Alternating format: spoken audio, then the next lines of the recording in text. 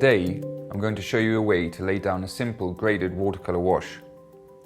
There are two things that are going to happen as the wash moves down the paper.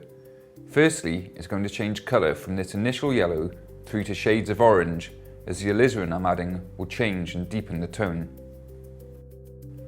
I'm mixing a deep yellow using cadmium and a touch of Alizarin Crimson in a clear glass so I can clearly see the opacity of my mix.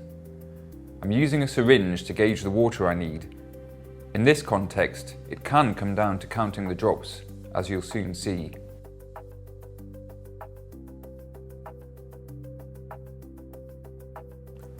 I start by loading the paper. What I mean by this is creating a puddle of paint. As I add more paint, this loaded line of paint simply falls down behind the brush.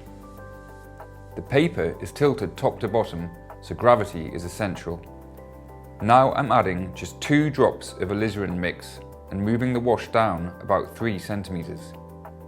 I keep doing this, adding more and more of the alizarin each time to create the graduation. Look at how it's changing colour. I'm always moving the brush with a parallel stroke and always in the same direction. Now we're about halfway down.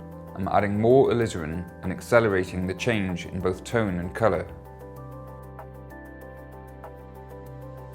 Now that the paper is dry, you can really see the extent of the graduated colour. The key is to create a smooth change in colour and tone.